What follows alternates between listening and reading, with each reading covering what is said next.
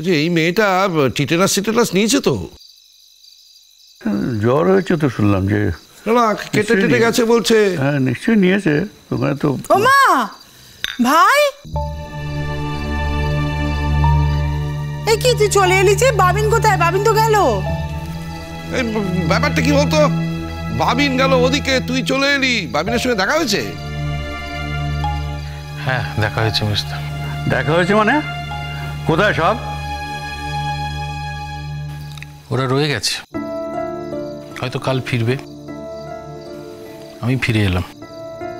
তুমি ফিরে এলে মানে? তুমি একা ফিরে এলে? এই কি হয়েছে বলো তো? তোমার শরীর টরীর ঠিক আছে তো নাকি? ও ভাই কি হয়েছে তোর? হ্যাঁ দেখি, তোর কি গায়ে জ্বর? না না পুটুদি, জ্বর হবে কেন? কেন হবে তাতে বলা মুশকিল। যা সব অনাচার করে বেড়াও। না দাদা, আর কোনো অনাচার করব না। ব্যাপারটা তো বিশ্বাসযোগ্য ঠেকছে না। না মানে তুই চলে এলি, ওরা এলো না, এটা তো কখনো ঘটেনি। এ বাড়িতে তো এরকম কখনো ঘটে না। বাবিন গেছে তো, অসুবিধার কি আছে? কালকেই তো শুনলাম ফিরে আসবে ওরা। কথা হয়েছে অবশ্য, কিন্তু কদ্দূর কি হলো বল না। আমাদের তো টেনশনে হাত পা ছেড়ে যাওয়ার মতো অবস্থা।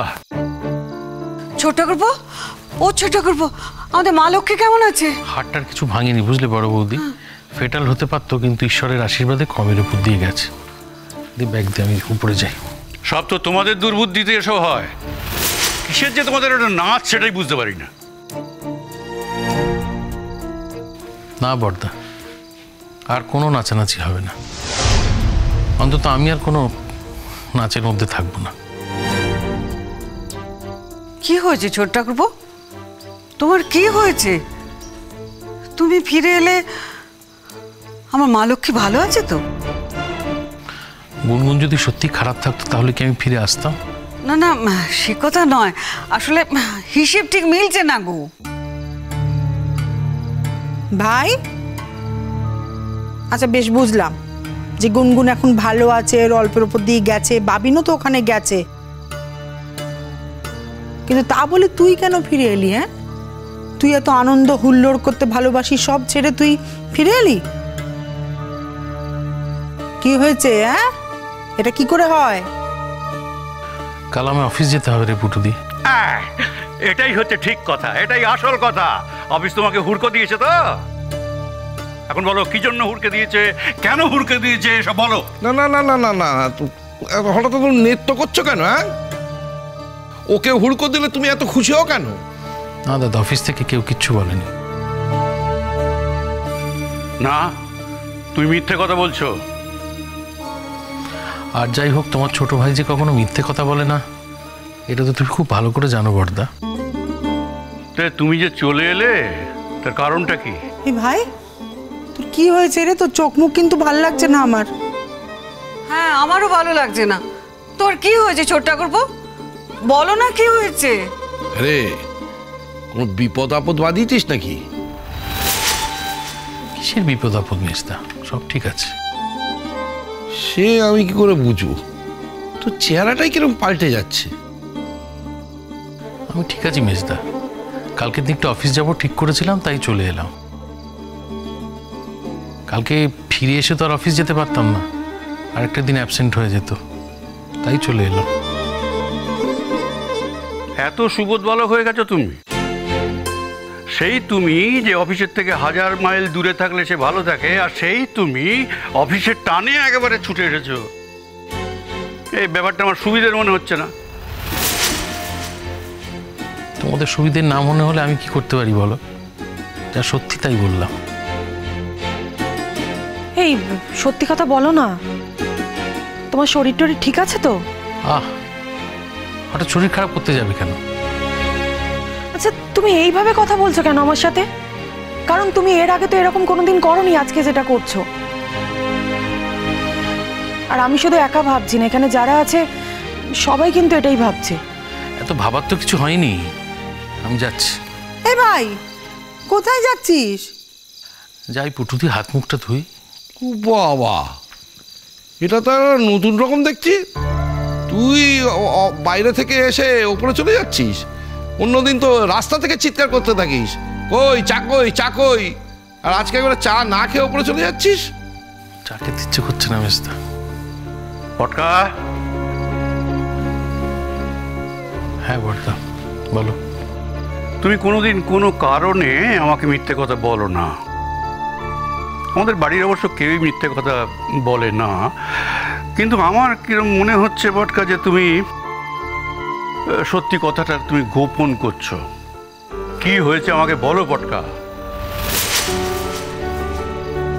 বিশ্বাস করো দাদা, আমার কিচ্ছু হয়নি।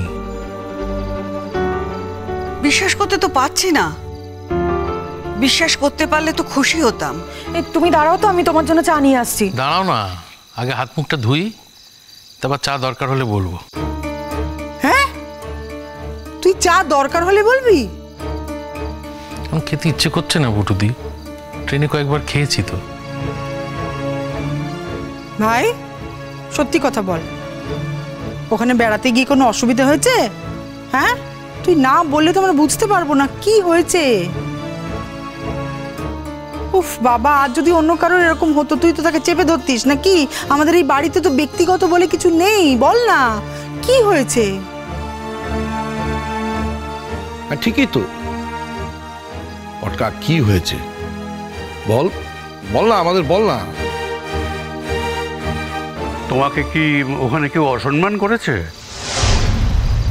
কি যে বলো বর্দা, আমাকে সবাই কত ভালোবাসে, কি অসম্মান করবে আমায়?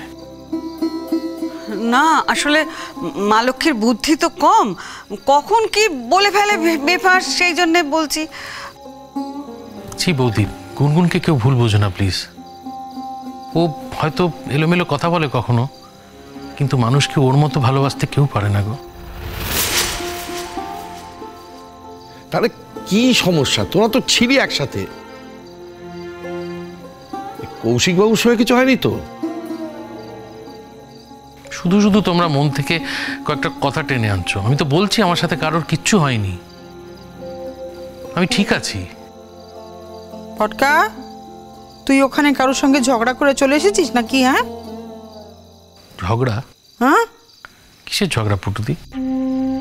আমার অনেক দোষ থাকতে পারে, কিন্তু ছোটদের সঙ্গে ঝগড়া করার কথা যে আমি ভাবতে পারি, এরকম কথা কেউ বোধহয় কোনোদিন বলেও নি। না না, আমি একটা কথা ভাবছি, গুনগুনের একটা অ্যাক্সিডেন্ট হলো, আর বাবিন এখান থেকে ডাক্তার নিয়ে ওখানে চলে গেল, আর তুমি সেই দিনই ওখান থেকে চলে এলে। না না, এটা তো তোমার ধর্ম নয়। বললাম তো বর্দা, গুনগুন এখন সুস্থ আছে। ও যদি অসুস্থ থাকতো আমি কি আসতাম? ও ভালো আছে বলেই আমি চলে এসেছি। না না না না না, তুই একটা কিছু আমাদের কাছে গোপন করছিস। দেখো, তোমরা যদি ধরে নাও নিজেদের মতো করে, আমার তো কিছু করার নেই। আমি তো বলছি কিছু হয়নি, কিছু গোপন করছি না। শোন, তোকে আমি জন্ম থেকে দেখছি, এ বাড়ির লোকের চোখের কাঁপন একটু একটু এদিক ওদিক হলেই না আমরা বুঝতে পারি। তুই বলছিস তুই যা করছিস স্বাভাবিক ব্যবহার করছিস। না মেজদা, আমি অস্বাভাবিক কিচ্ছু করছি না। আমি বারবার বলছি আমার সঙ্গে কারোর কিচ্ছু হয়নি, কেউ আমাকে অসম্মান করেনি, আমি একদম ঠিক আছি। ভেতরে যাচ্ছি।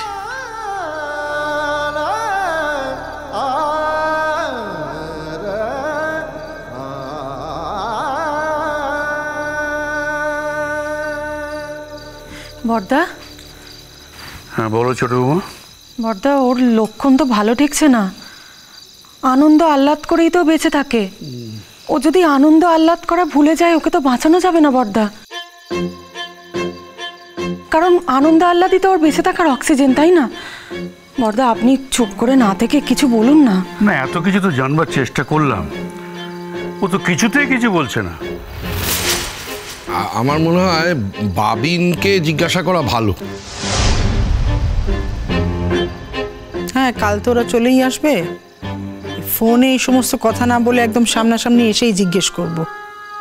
যে মানুষ আনন্দ ছাড়া কিছু নিয়ে থাকে না, কিছু ভাবে না, সে অফিস করবে বলে ফিরে এলো, এটা আমার বিশ্বাসযোগ্য মনে হচ্ছে না।